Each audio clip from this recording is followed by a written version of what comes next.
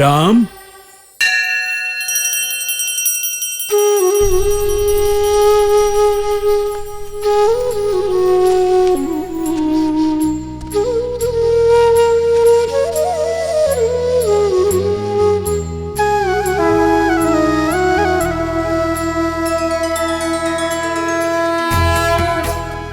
यशस्वी भव।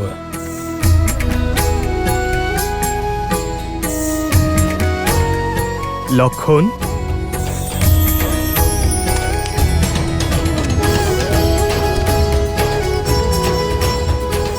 ভরত, শত্রুঘ্ন,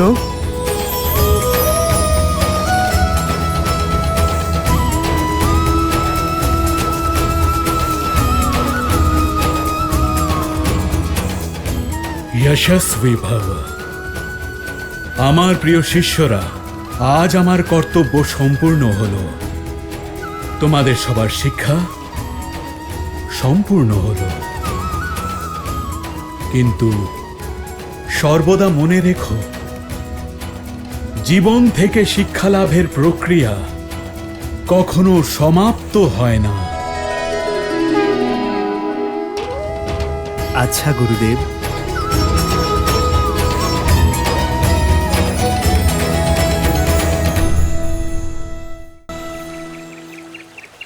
লক্ষণ দাদা, আজ তো আমি খুব খুশি। মাতা সুমিত্রার সঙ্গে দেখা হবে আজ।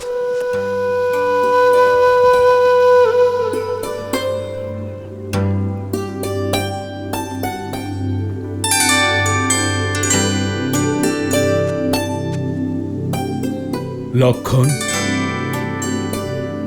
ফেরার প্রস্তুতি হয়ে গিয়েছে? হ্যাঁ গুরুদেব। ভরত,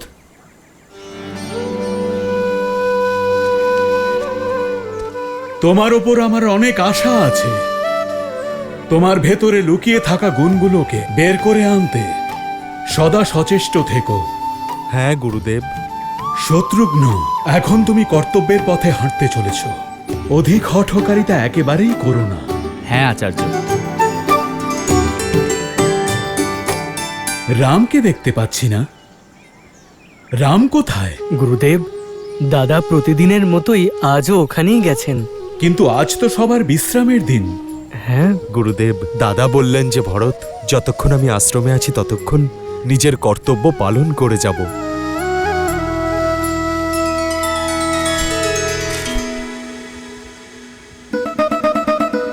এবার খেয়ে নাও নন্দিনী। দেখো, তুমি যতক্ষণ না খাবে আমি কিন্তু যাব না।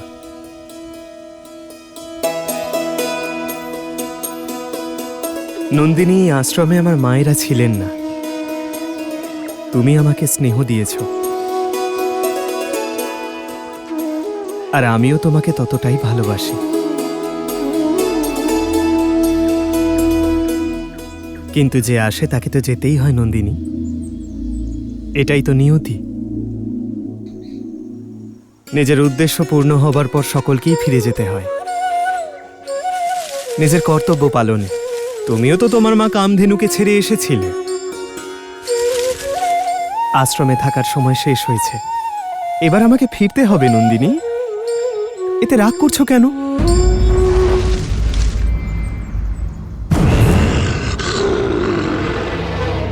আমি আসবো তোমার সঙ্গে দেখা করতে।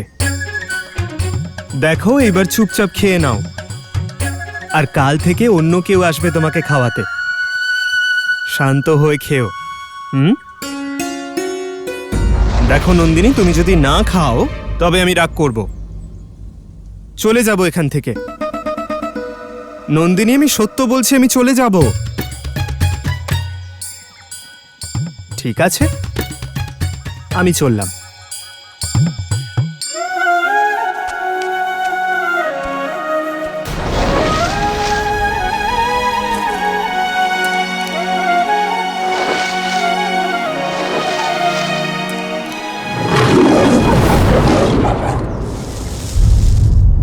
নন্দিনী,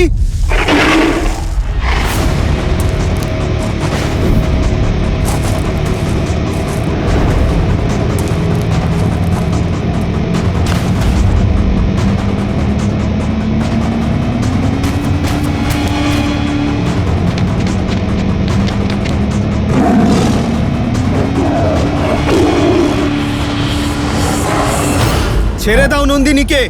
ওর রক্ষার দায়িত্ব আমার, নিষ্ঠুর বাঘ। ক্ষুধার্তকে নিষ্ঠুর বলছো রাম? যে শরীর বিধাতা দিয়েছেন তাকে ভোজন দেওয়ার চেষ্টা করা নিষ্ঠুরতা কিভাবে হতে পারে? প্রকৃতি আমাকে এমনই বানিয়েছে যাতে অন্য পশুদের খেয়ে জীবন ধারণ করি।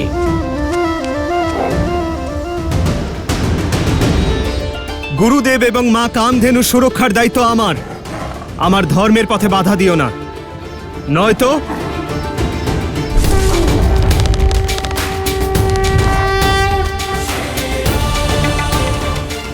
আর আমার ধর্ম এই বনে শাসন করা। যদি তুমি ভোজন আমার থেকে ছিনিয়ে আমাকে ক্ষুধার্ত অবস্থায় রেখে যাও, তাহলে তা কি ধর্ম হবে?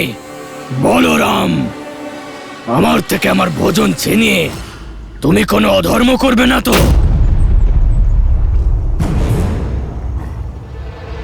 নিজের ক্ষুধা নিবারণ তোমার ধর্ম, আর নন্দিনীকে রক্ষা করা আমার ধর্ম। আর যখন দুজনের ধর্মে সংঘাত হয় তখন ধর্ম সংকট উৎপন্ন হয়। আর ধর্ম সংকটের একটি সমাধান, ত্যাগ। ত্যাগ? আমি আমার আহার কিছুতেই ত্যাগ করব না। কিন্তু আমি করতে পারি। रघुकुल रीत सदा चली आई, प्राण जाए पर वचन न जाई। তুমি নন্দিনীর পরিবর্তে আমাকে আহার করো।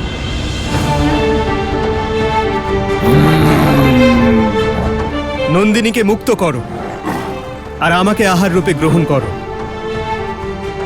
তুমি ভোজন পাবে আর আমার কুলের প্রতিষ্ঠাও অক্ষুণ্ণ থাকবে। একজন গাভীর জন্য নিজের প্রাণের আহুতি দেবে? মূর্খের মতো কাজ করো না।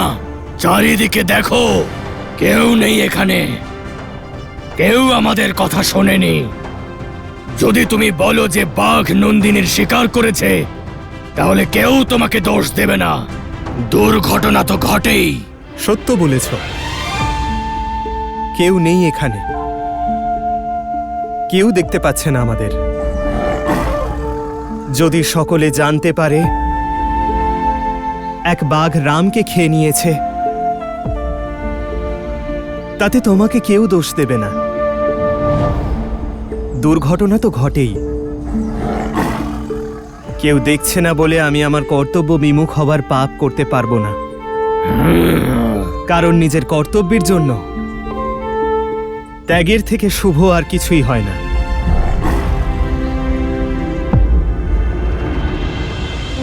গ্রহণ করো আমাকে ভোজন রূপে আর ছেড়ে দাও নন্দিনীকে।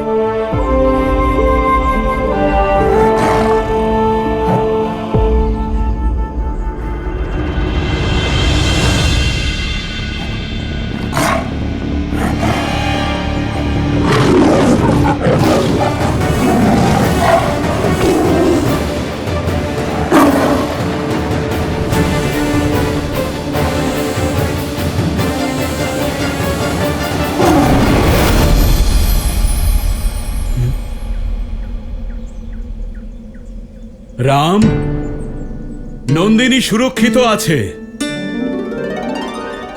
আর তোমার ধর্ম, তোমার আগে তোমার পূর্বপুরুষ মহারাজ দিলীপের সম্মুখেও একই পরিস্থিতি এসেছিল। উনিও তাই করেছিলেন যা আজ তুমি করলে। এ হলো কামধেনুর নেওয়া পরীক্ষা, যাতে তুমি সফল হয়েছ। পরীক্ষা? হ্যাঁ, পরীক্ষা। ধর্ম আর অধর্মের জ্ঞান থাকলে চয়ন করা সহজ হয়ে ওঠে রাম। কিন্তু কখনো কখনো উচিত আর অনুচিতের মাঝে একটা হালকা আবছা রেখা থাকে, যা আজ তোমার সঙ্গে হলো। আর অনেক সময় ব্যক্তি লোভী হয়ে ওঠে, অধর্মকে আপন করে নেয় আর করুণাকে ত্যাগ করে দেয়। কিন্তু তুমি করুণার সঙ্গ ত্যাগ করনি। আমি তোমার ওপর খুবই প্রসন্ন রাম। আমি আজীবন আপনার এই শিক্ষা মনে রাখব গুরুদেব। ধর্ম, করুণা, সত্য আর ত্যাগের ভাব এ আমার জীবনের স্তম্ভ হবে। আমি আজীবন কাম, ক্রোধ, মোহ, লোভ, অহংকার এবং ঈর্ষাকে পরাজিত করতে যুদ্ধ করে যাব।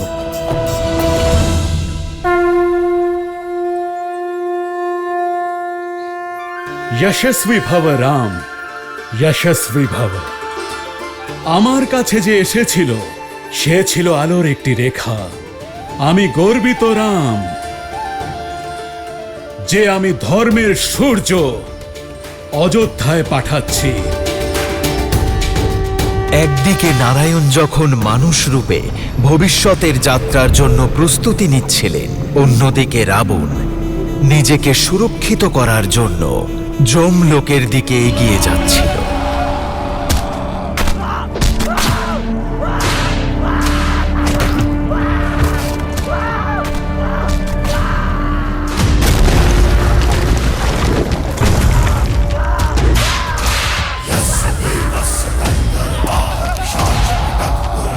যম, কোথায় তুমি? প্রকট হও। মৃত্যুর দ্বারে দাঁড়িয়ে মৃত্যুকে আহ্বান করছো দুষ্ট? কে তুমি? মহাকালের এক ভক্ত, মৃত্যুর দেবতার কাল।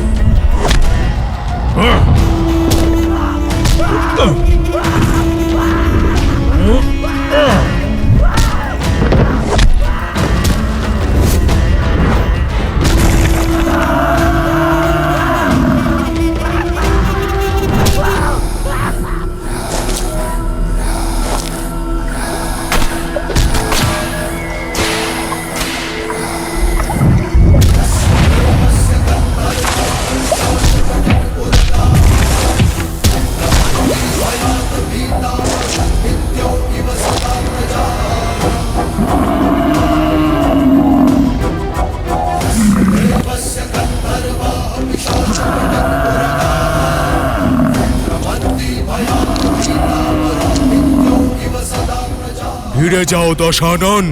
এসে গেছো যম। আমি ভেবেছিলাম কুবেরের মতোই পালিয়ে যাবে। যক্ষ আর যমের মধ্যে এটাই পার্থক্য।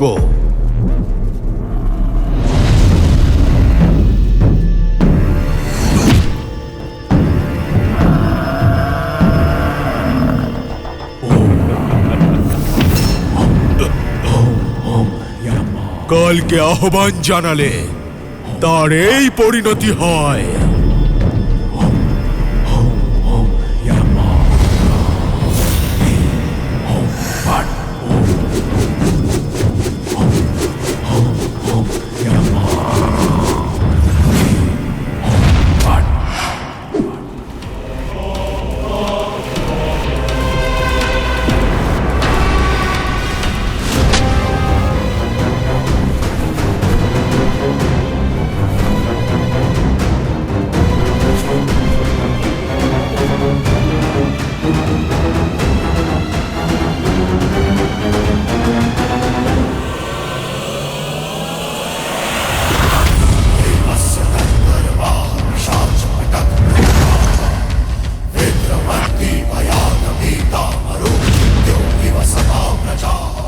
মহাকালের সেই ভক্ত যে স্বয়ং মহাদেবের আশীর্বাদ লাভ করেছে, তাকে কালের ভয় পাওয়া উচিত।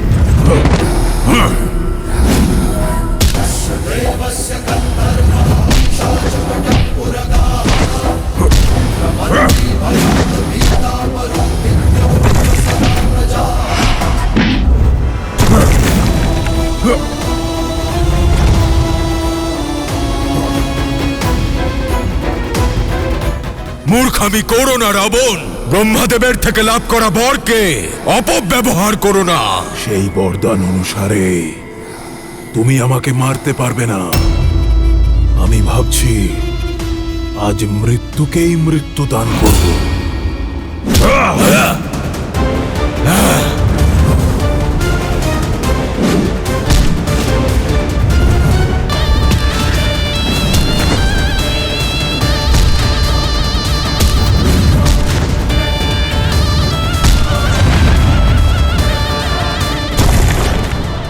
যম, সাবধান!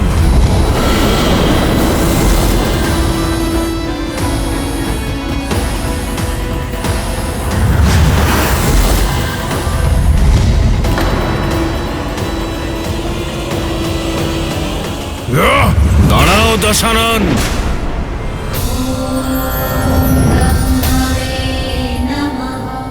আপনি ধর্মরাজ যম, আপনি কি ভুলে গেছেন ওর মৃত্যু আপনার হাতে নয়?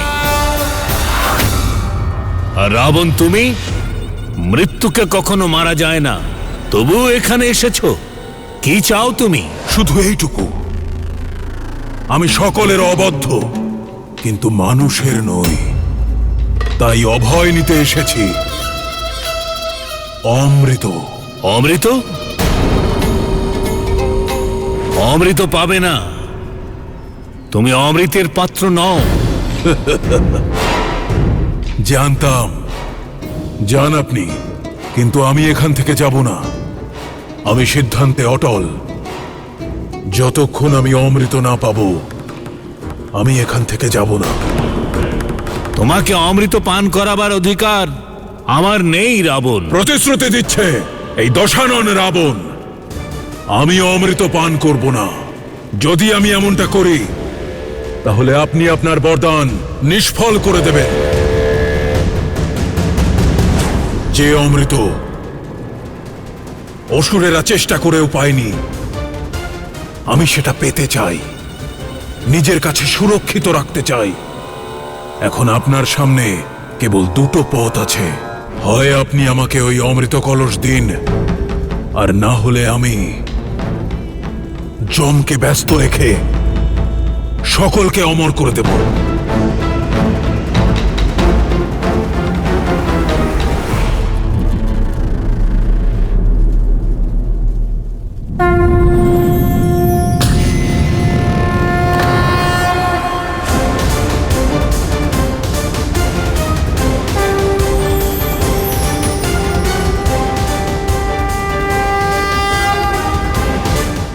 উত্তম, অতি উত্তম। কথা দিচ্ছি, আমি এটা পান করব না। এটা সর্বদা আমার কাছে সুরক্ষিত থাকবে।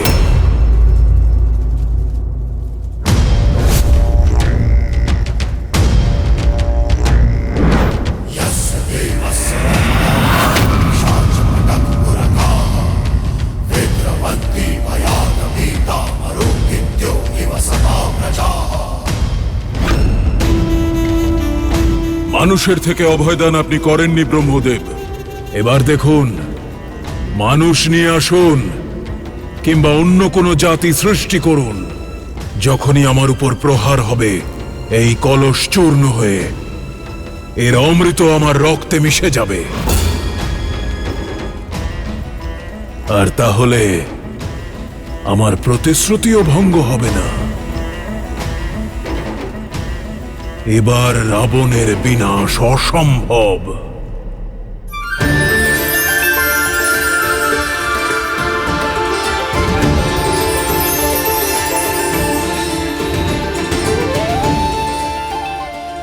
রাম। আকাশে ছড়িয়ে পড়া এই সবুজ রং এটা প্রমাণ করছে যে রাজকুমাররা গুরুকুল থেকে অযোধ্যার উদ্দেশ্যে বেরিয়ে পড়েছেন। শ্রীরামচন্দ্রের জয়! শ্রীরামচন্দ্রের জয়! শ্রীরামচন্দ্রের জয়! শ্রীরামচন্দ্রের জয়! শ্রীরামচন্দ্রের জয়! শ্রীরামচন্দ্রের জয়! শ্রীরামচন্দ্রের জয়! এতদিন এই মুহূর্তের প্রতীক্ষা করছিলাম, সেই মুহূর্ত সমাগত। প্রতীক্ষা তো আমিও করেছি আমার পুত্রদের ফিরে আসার, আর আমার স্বামীর মুখে প্রসন্নতা আর উৎসাহ দেখার জন্য। 9টা বছর আপনি অস্থির হয়েছিলেন, তাই ঠিক করে ঘুমোতে পারেননি না মহারাজ? শুধু আমার রাম ফিরে আসুক, আর এসে আমাকে আলিঙ্গন করুক। মহারাজ, আপনার পুত্র বড় হয়ে গিয়েছে, এখন আপনি আর ওকে কোলে নিতে পারবেন না। আমরা তো এটাও জানি না যে আমাদের পুত্র কেমন দেখতে হয়েছে মহারাজ। এই নিষ্ঠুর সময় কি দ্রুত পেরিয়ে গেল, তাই না? আমাদের ছোট্ট ছোট্ট প্রিয় পুত্রদের গুরুকুলে পাঠিয়েছিলাম আমরা, আর আজ যারা ফিরে আসছে তারা অযোধ্যার প্রজাদের চোখের মণি হয়ে ফিরছে। কত আশা, কত দায়িত্ব রামের কাঁধে। আজকের পর রামের জীবনটা চিরকালের মতো বদলে যাবে। কে জানে সময় আমাদের পুত্রদের কোন দিকে নিয়ে যাবে।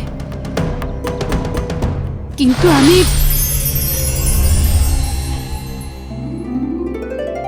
মহারাজ, এই রঙের কি অর্থ? এর অর্থ হলো রাম সরযূ পার করার জন্য নৌকায় উঠে বসেছে, আর অল্প কিছুক্ষণেই অযোধ্যার তীরে এসে পৌঁছবে। মহারাজ, আমি কৌশল্যা দিদি আর সুমিত্রাকে ডেকে নিয়ে আসছি।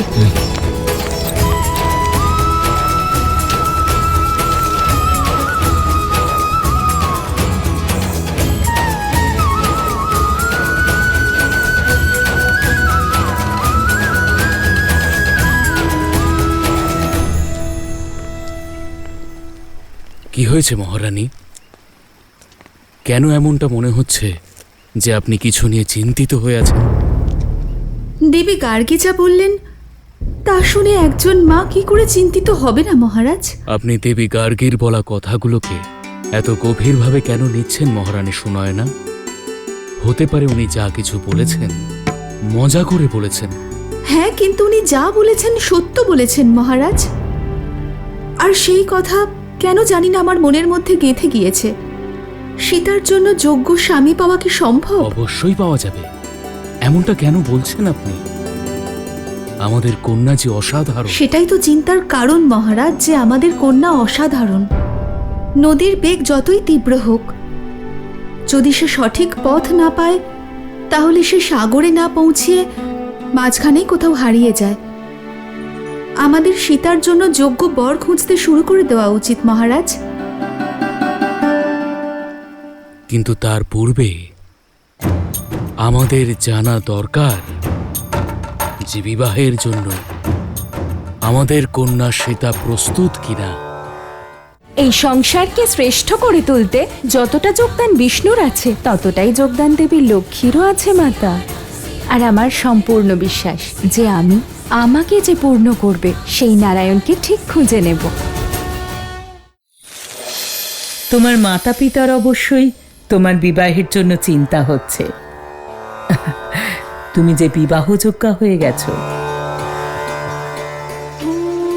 বিবাহের বিষয়ে আমি কিছু ভাবিনি মাতা গার্গী, কিন্তু কন্যা যদি আত্মনির্ভর হয়, সবল আর যোগ্য হয়, তার কি সত্যিই বিবাহ করা উচিত নয়? যদি আমরা সংসারের দৃষ্টিকোণ থেকে নাও ভাবি, তাও আমার বিচারে একজন ব্যক্তি যদি জ্ঞানী হতে চায়, নিজের বিকাশ ঘটাতে চায়, আর সংসারের নির্মাণে শ্রেষ্ঠ যোগদান দিতে চায়, তাহলে তার ব্রহ্মচারিণী থাকাই উচিত হবে। তাই মাতা, কিন্তু সংসারের সৃষ্টিকর্তা ব্রহ্মা, উনি তো অবিবাহিত নন। ওনারা তো দেবতা। আমি মনুষ্যের কথা বলছি সীতা। মনুষ্যের ভালোবাসা দূর থেকে একটি সুন্দর পুষ্পের মতো লাগে, কিন্তু নিকটে আসলেই তা কাঁটার মতো বিঁধতে থাকে। বিবাহ একটি শৃঙ্খল, বিশেষ করে স্ত্রীদের জন্য। তুমি কি তোমার অস্তিত্ব ভুলে কারোর দাসত্ব স্বীকার করতে রাজি হবে? তুমি কি এমন একটি জীবন কাটাতে চাইবে যেখানে তোমার স্বপ্ন তো চূর্ণ বিচূর্ণ হয়ে যাবে, আর তোমার স্বামীর স্বপ্ন তখন তোমার জীবনের সত্য হয়ে উঠবে? তার ইচ্ছা তোমার ইচ্ছা হবে।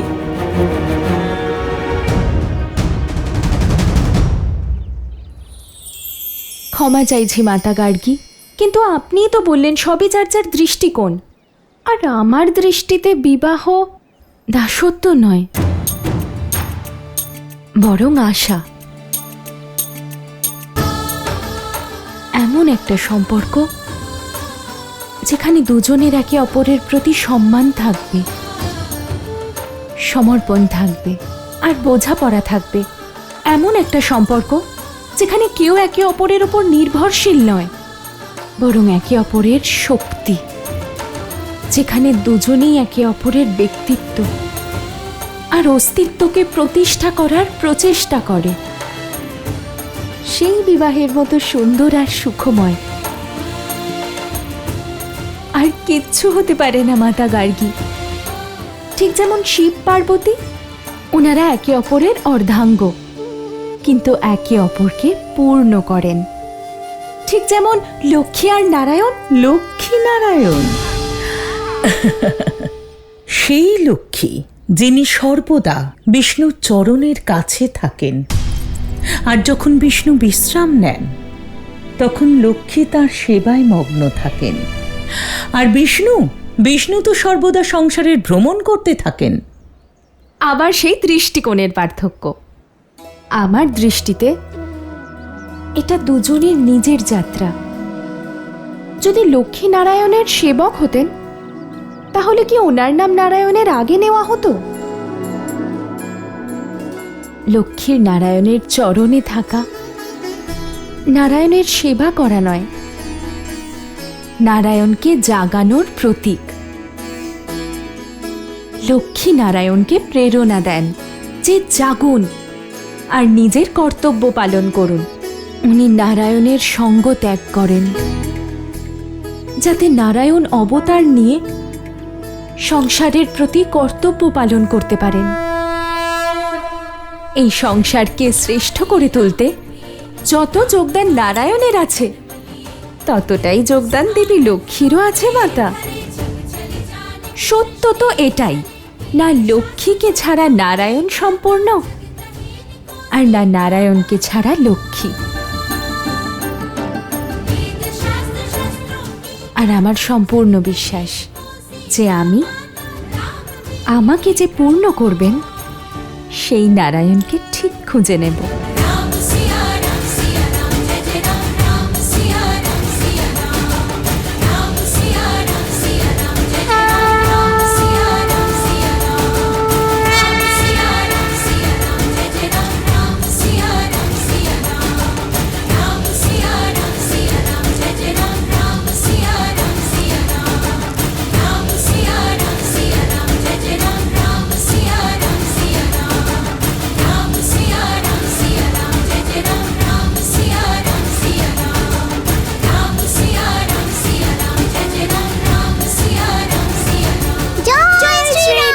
জয় শ্রীরাম, জয় শ্রীরাম।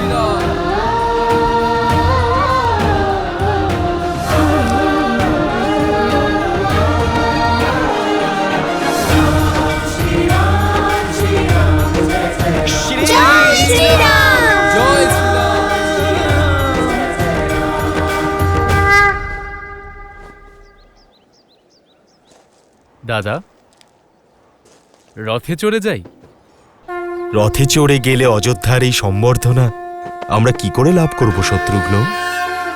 দাদা রাম শুধুমাত্র মাতা পিতার নন, উনি সর্বপ্রথম অযোধ্যাবাসীর, নিজের প্রজাদের। এসো দাদা, এসো দাদা। শ্রীরামচন্দ্রের জয়।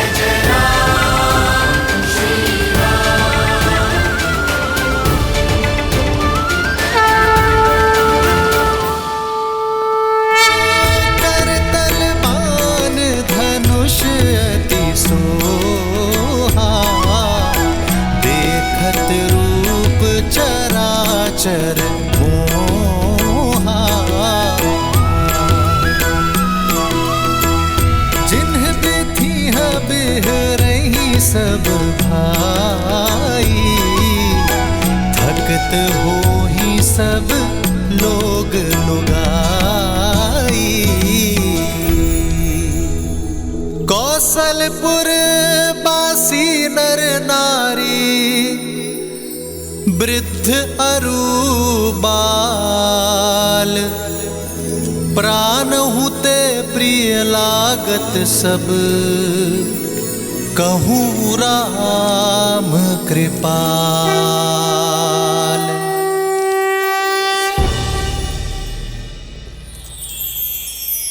श्री रामचंद्र जय, श्री रामचंद्र जय, श्री रामचंद्र जय, श्री रामचंद्र जय, श्री रामचंद्र जय, श्री रामचंद्र जय, श्री रामचंद्र जय।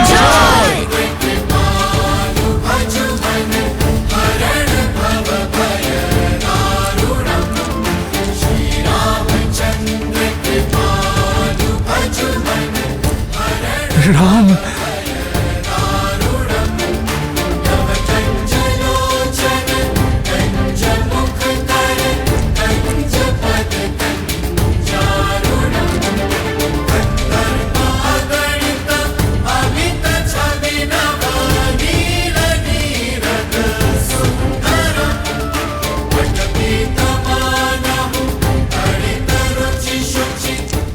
রাম,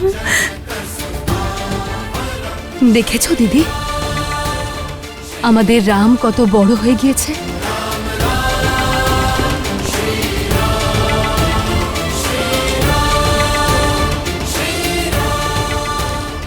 রাম। মহারাজ, থাক সুমিত্রা, আজ আর ওনাকে আটকেও না।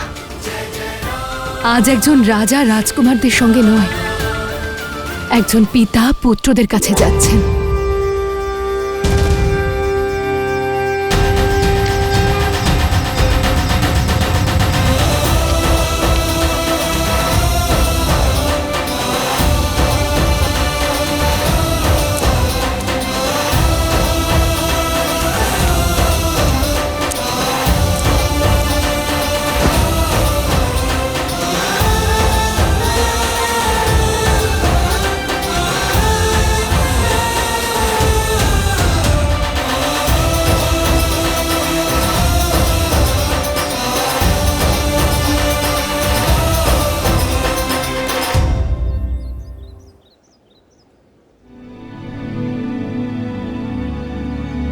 রাম, কি করে বোঝাবো তোমায়?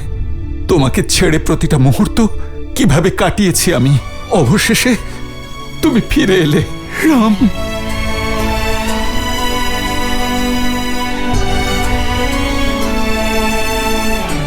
পুত্র আমার।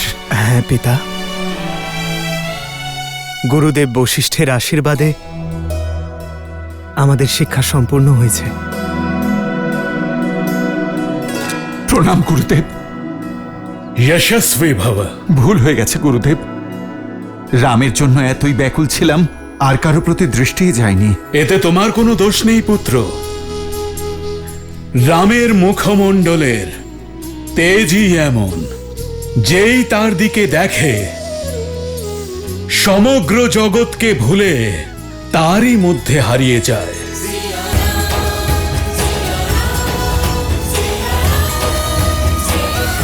শ্রী রামচন্দ্রের জয়, শ্রী রামচন্দ্রের জয়, শ্রী রামচন্দ্রের জয়, শ্রী রামচন্দ্রের জয়।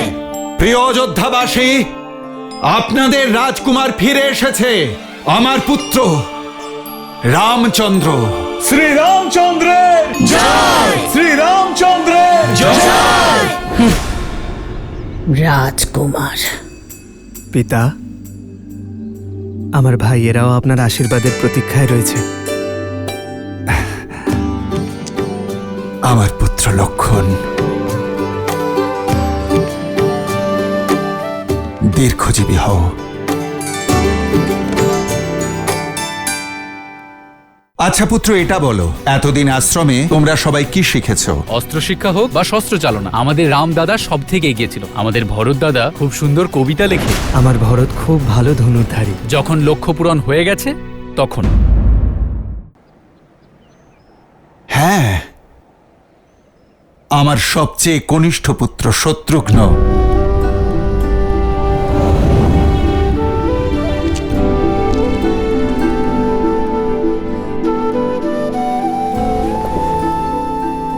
দীর্ঘজীবী হও। পিতা, ভরত। আমার প্রিয় ভরত,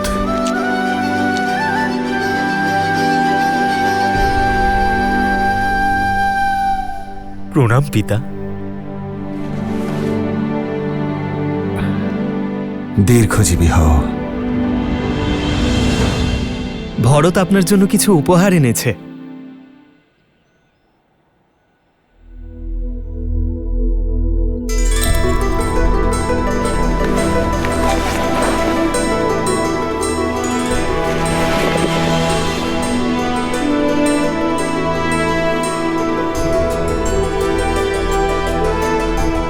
আমাকে কি কখনো এমন দেখতে ছিল?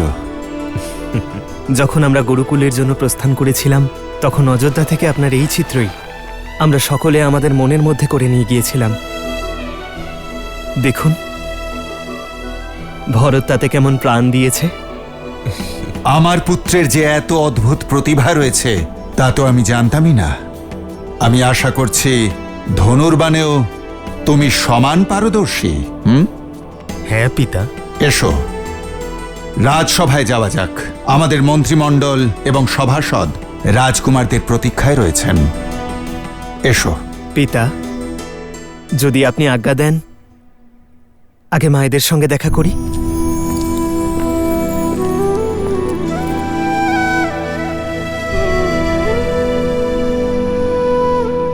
রাম, মা, আয়ুষ্মান ভব।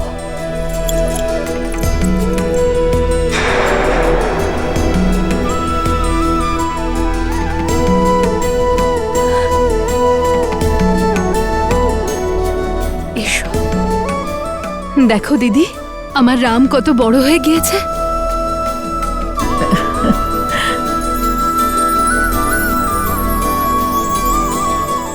নিজের পিতার মতো কীর্তিমান আর বীর হও পুত্র।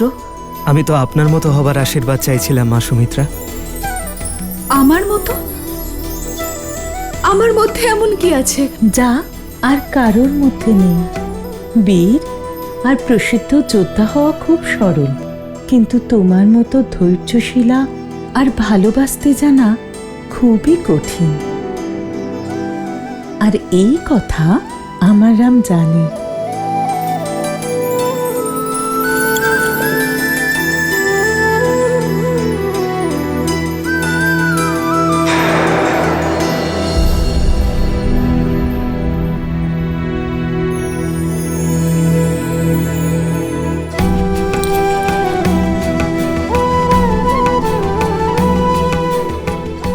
মা,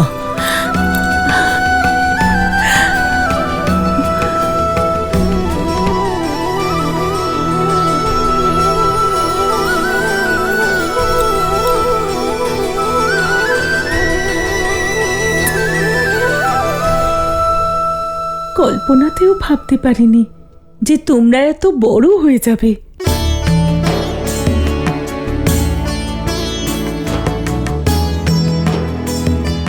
আমরা আমাদের ছোট্ট ছোট্ট সন্তানদের গুরুকুলে পাঠিয়েছিলাম, আর দেখো এরা সব কত বড় হয়ে গেছে। ভেবেছিলাম যেমন ছোট্ট ছোট্ট পাঠিয়েছিলাম সেই রকমই ফিরে আসবে। রাম আমাকে জড়িয়ে ধরবে আর জিজ্ঞেস করবে আমার রাজভোগ কোথায়। আজও তো তাই করলাম মা। আচ্ছা, আমার রাজভোগ কোথায়?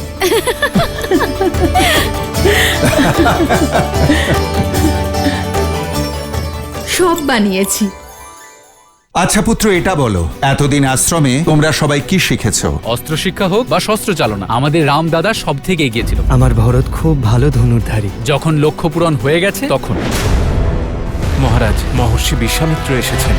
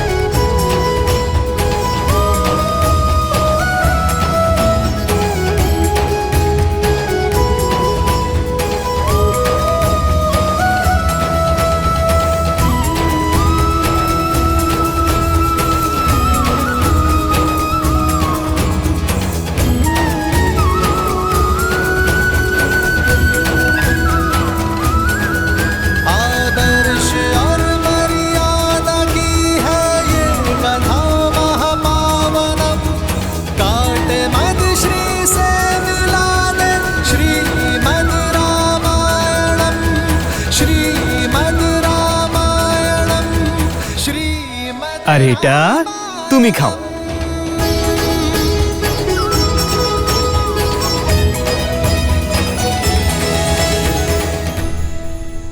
তখন আমাদের দাদা রাম লক্ষণ দাদাকে ধাক্কা দিয়ে জলে ফেলে দিল।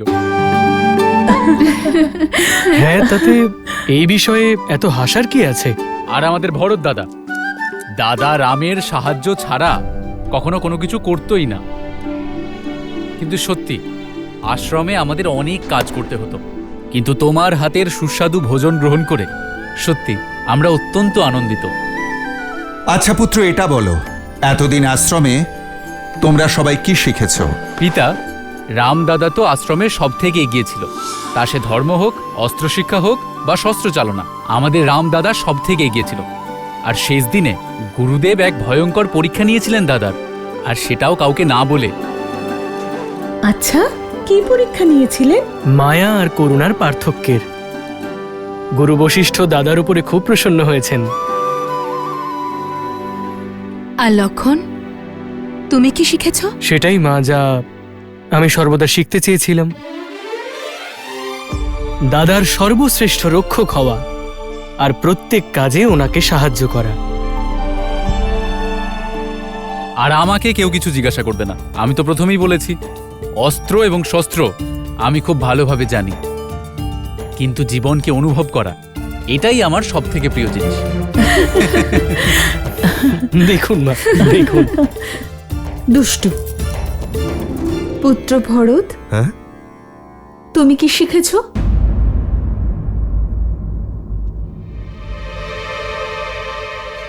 আমার ভরত খুব ভালো ধনুর্ধারী। যখন লক্ষ্য পূরণ হয়ে গেছে তখন। কিন্তু আমাদের ভরত দাদার বেশি আগ্রহ কিন্তু ললিত কলা। আমাদের ভরত দাদা খুব সুন্দর কবিতা লেখে এবং অসম্ভব সুন্দর চিত্রাঙ্কন করে। এ তো খুবই ভালো কথা যে আমাদের রাজকুমারেরা যুদ্ধে পারদর্শী, যাদের অস্ত্রের সঙ্গে শাস্ত্রজ্ঞানও আছে, শিল্পকলাও জানে, আর মন কোমল। তারা বিশেষ।